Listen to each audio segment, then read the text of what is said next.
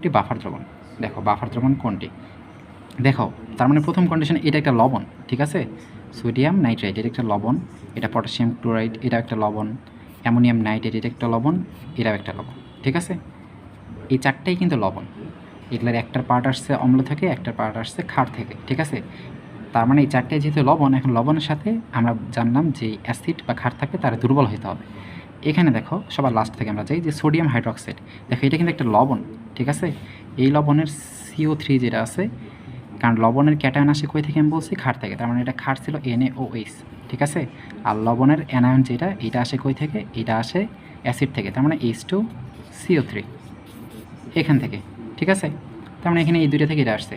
তার মানে এই যে লবণটা, লবণের সাথে দেখো একটা যেই ক্ষার আছে, আমি বলছিলাম দুর্বল হইতে হবে, কিন্তু এটা তো সবল, তার মানে এটা কি অ্যান্সার হবে না, ঠিক আছে। এরপরে দেখো এটাও একটা কি লবণ, এটা একটা পার্ট আসছে ক্ষার থেকে, একটা পার্ট আসছে কি অম্ল থেকে, অম্ল থেকে আসছে এই যে এই অম্ল থেকে এই নাইট্রেট আসছে, আর অ্যামোনিয়াম আসছে অ্যামোনিয়াম হাইড্রোক্সাইড থেকে। তার মানে এটা একটা লবণ, ঠিক আছে। এখন লবণের সাথে যে ক্ষার বা অম্ল থাকতে হবে সেটা দুর্বল হতে হবে। এটারও নাইট্রিক অ্যাসিড, নাইট্রিক অ্যাসিড একটা সবল অ্যাসিড জানো, তার মানে এটাও কি একটা বাফার দ্রবণ হবে না, কারণ এটা দুর্বল না। এটাও পটাশিয়াম ক্লোরাইড, এটা একটা লবণ, ঠিক আছে। তার মানে লবণের সাথে যে ক্ষার বা অম্ল থাকতে হবে সেটা দুর্বল হতে হবে। কিন্তু এখানে হাইড্রোক্লোরিক অ্যাসিড একটা কি তীব্র অ্যাসিড, তার মানে এটাও হবে না, এটা ক্রস।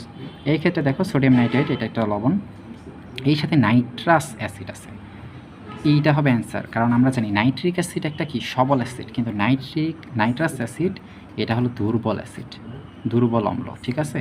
তো অম্ল দুর্বল সাথে একটা লবণ আছে, তার মানে কি এটা একটা বাফার দ্রবণ হবে। তো এটার অ্যান্সার হবে এটা। আশা করি তোমরা সবাই বুঝছো। আচ্ছা, তো আমরা পর একটা MCQ দেখি। এখানে বলছে নিচের কোনটি বাফার দ্রবণ।